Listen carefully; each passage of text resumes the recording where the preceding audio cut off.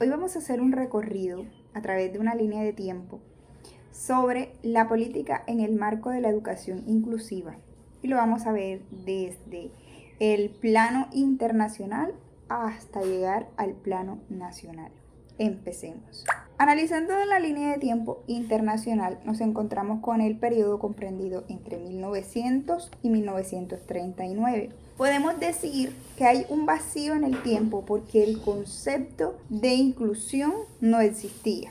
Podíamos fijar a la educación que era segregada o inexistente para personas con discapacidad y había un vacío en políticas educativas internacionales específicas, predominando de este modo la educación elitista.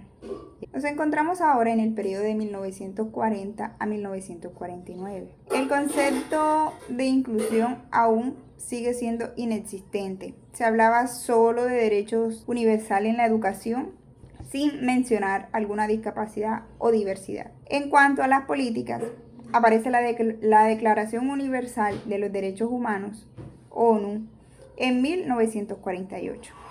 Como legislación generada, aparece el artículo 24. Esa es la base jurídica universal para el derecho a la educación, no vinculante, pero inspiró todas las leyes posteriores. Aparece el evento relevante de la época, que es el fin de la Segunda Guerra Mundial y la creación de la ONU en 1945. En política aparece la reconstrucción mundial con énfasis en derechos humanos. Se generó una legislación, Carta de la ONU, en el marco para futuras convenciones educativas. En el periodo comprendido entre 1950 y 1959, podemos observar que todavía persisten los vacíos en el concepto de inclusión. No se usaba inclusión ni integración. Prevalecía el modelo de segregación en instituciones especiales. Como evento relevante de la época podemos mencionar la creación de la UNESCO en 1949, pero se consolidó en los 50. Como política podemos ver la promoción global de la educación como derecho. Nos encontramos ubicados en el periodo entre 1960 y 1969. Aquí todavía no se habla de inclusión, pero aparecen las primeras ideas de no discriminación.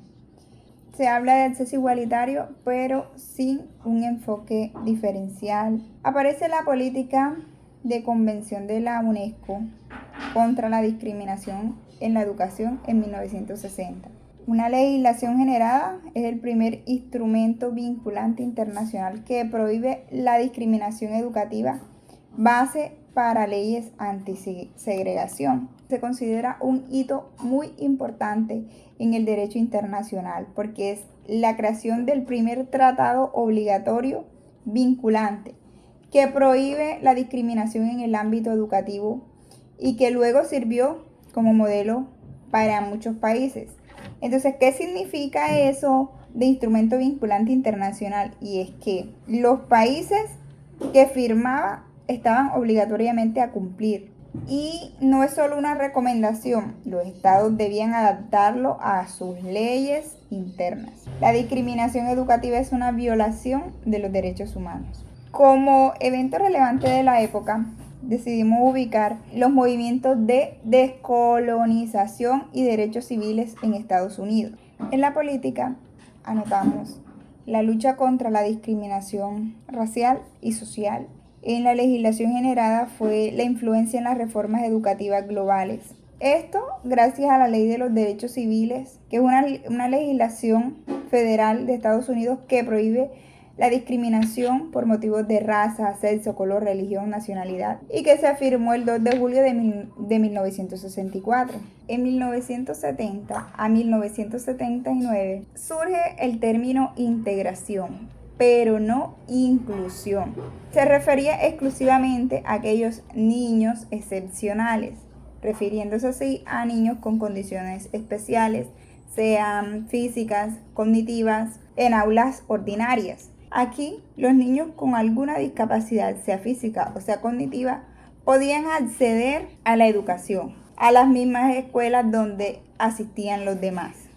Pero ellos eran los que tenían que adaptarse al modelo educativo que existía en la época. El evento relevante de la época fue el Año Internacional de la Discapacidad.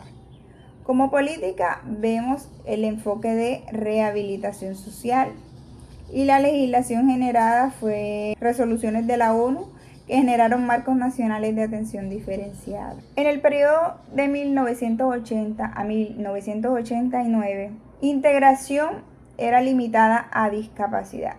Aún no se usaba la inclusión. Por ejemplo, en 1985 se hablaba solo de niños con necesidades especiales en las escuelas regulares. La política vemos la Convención sobre los Derechos del Niño en la ONU en 1989. La legislación generada fueron los artículos 23 y 28, el primer tratado vinculante con enfoque en derechos educativos sin discriminación por discapacidad. El evento relevante de la época fue la Cumbre Mundial sobre la Infancia. Esta fue una preparación.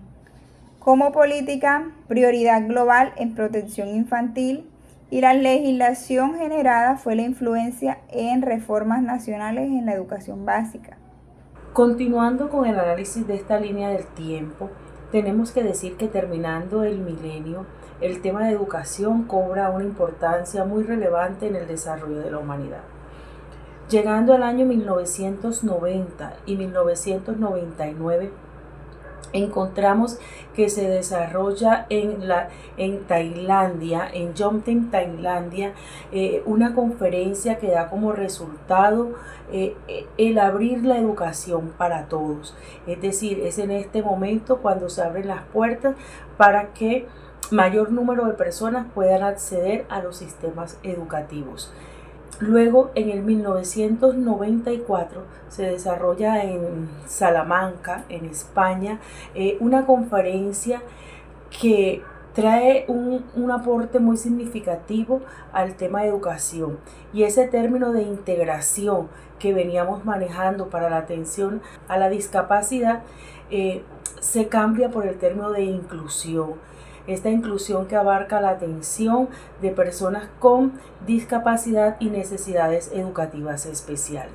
Desde las naciones se plantean unas políticas, unos lineamientos para aumentar la cobertura y atención en educación, integrando este tema a las escuelas de discapacidad y necesidades educativas especiales.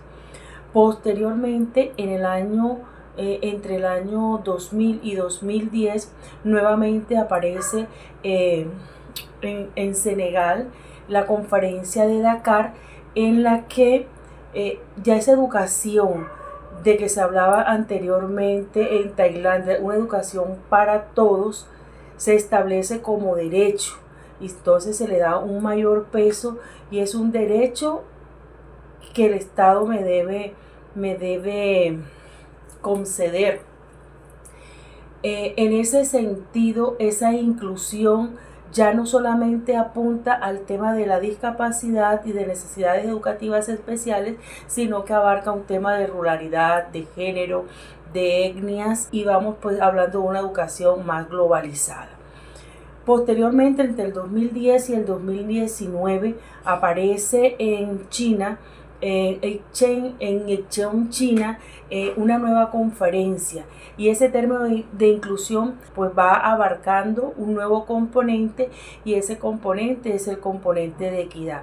Ahora bien, no se trata de darle por igualdad a todos, sino de entregarle a cada población en términos de educación y de inclusión lo que necesita. El evento relevante en esta época es la Agenda 2030. A diferencia de otros momentos, esta Agenda 2030 que se da en el 2015 aporta un componente de sostenibilidad. Manifiesta que la inclusión es tan importante que se convierte en un eje que articula pues todo el componente educativo, y que apunta a un tema de objetivos de desarrollo sostenible. Entonces, el concepto de esta inclusión ya viene abarcando el tema de ser equitativo, de ser inclusivo y apuntando a un desarrollo sostenible. Finalmente nos llega el año 2020 con el tema de pandemia, pues con todo lo que sabemos esto significó para la humanidad, y el tema de inclusión apunta hacia unos aprendizajes, pero ya a unos aprendizajes hacia la vida, hacia la diversidad, hacia la pospandemia, abarca una inclusión desde lo remoto y unas políticas que mayormente apuntan al fortalecimiento desde lo digital.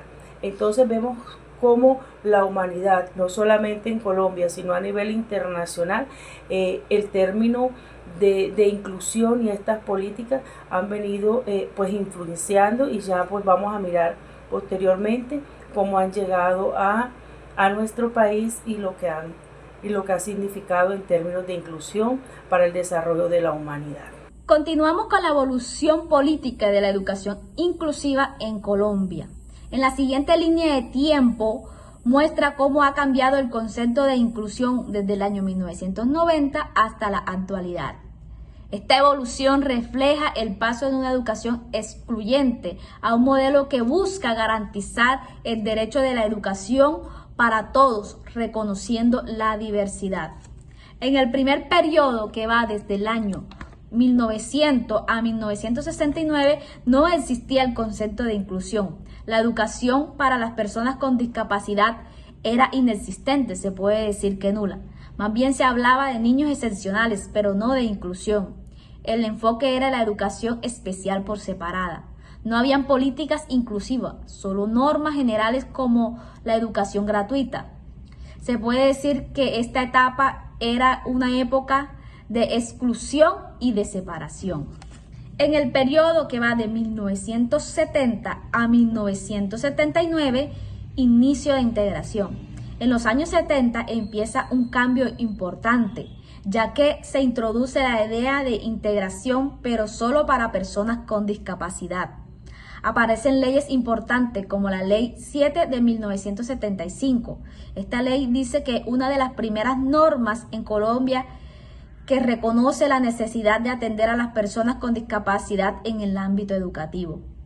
También aparece el decreto 2186 del año 1979. Este reglamenta y organiza la atención educativa para las personas con discapacidad. Se amplía la cobertura educativa. Sin embargo, la inclusión aún era limitada porque los estudiantes debían adaptarse al sistema, más no el sistema a los estudiantes. Durante los años de 1980 a 1990 se mantiene el modelo de integración. No hay avance significativo en la inclusión. El país enfrenta problemas como la evolución y la desigualdad educativa. En esta etapa, la educación inclusiva no avanza, sino que se queda igual. En el periodo de 1990 a 1999 se le puede llamar el periodo del cambio hacia los derechos, ya que marca un cambio clave, porque en este periodo surgen ideas de atención a la diversidad. Se pasa de integración a inclusión. La Constitución de 1991 reconoce la educación como un derecho. Aparecen leyes importantes como la Ley 115 de 1994. Esta ley organiza el sistema educativo colombiano.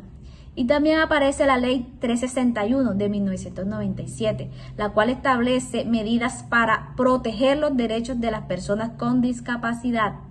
Se puede decir que en este periodo nace un enfoque de educación como derecho para todos. En el periodo de 2000 a 2009, la educación inclusiva se convierte en un modelo oficial. Influye la Convención Internacional sobre Discapacidad. Se amplía el enfoque a grupos vulnerables, no solo a discapacitados. Nacen leyes importantes como la Ley 1346 de 2009. Esta aprueba en Colombia la Convención sobre los Derechos de las Personas con Discapacidad. También nace la Ley 1145 de 2007. Esta organiza el Sistema Nacional de Discapacidad en Colombia.